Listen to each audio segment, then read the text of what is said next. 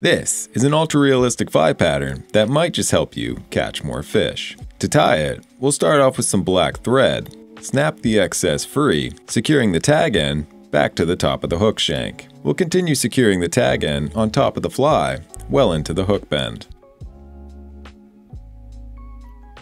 At which point we'll reverse our thread's direction and grab some pheasant tail, stripping away 3 fibers, measuring them to be about half the length of your hook, and securing them tightly to the back of your fly, carefully ensuring that the fibers remain on the upper section of your hook shank.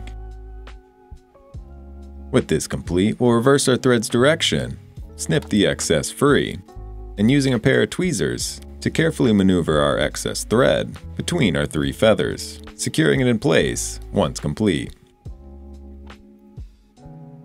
This step will help create separation in our tails. We'll then grab some extra small wire, here I'm using black, secure it to our hook shank, wrapping back towards our tails. With this complete, advance your thread slightly, then grab some more pheasant tail, secure it to the hook shank, once again wrapping back towards the tail.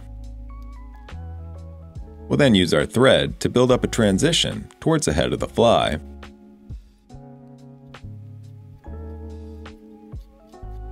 Grabbing our pheasant tail and wrapping it up the hook shank once complete, doing so in close touching spirals until we reach our thread. At which point we'll secure and snip the excess free. Cover up your tag ends and grab your wire and begin hackling it forward in close touching spirals. This will help add durability and create a segmented look to our body. Continuing to do so until we reach our thread, at which point we'll secure tightly and helicopter the excess free. We can then whip finish, snipping our thread free and repositioning the hook. If you have a rotating vise, it's easier to do these next steps with the fly in an inverted position. Reattach your thread and create a thread base for our following steps. Grab some more pheasant tail fibers, securing them to the underside of our hook and wrapping back towards where we left off. We'll then grab some dubbing. Here I'm using a blend of natural and synthetic fibers in the colored hare's ear. Create a dubbing noodle and wrap this just in front of our pheasant tail. Grabbing some biots once complete.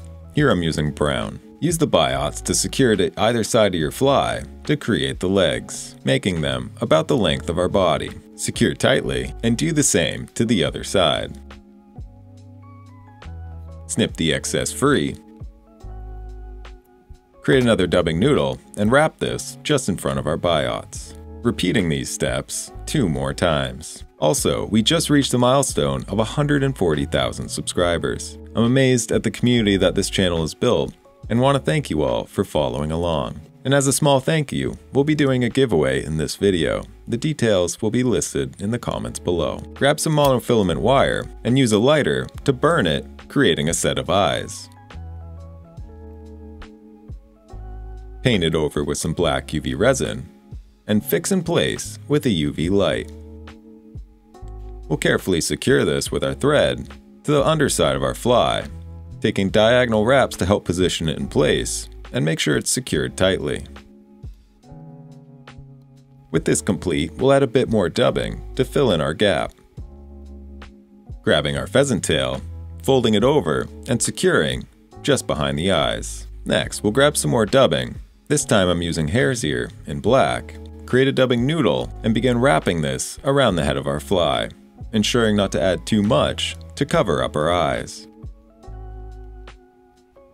Once complete, fold over your pheasant tail and secure it just behind the eye of the hook. Snip the excess free and whip finish to hold everything together. Snip your thread free and grab a pair of tweezers to give our legs a bit buggier look. And of course, brush it out to give it a nice, buggy look.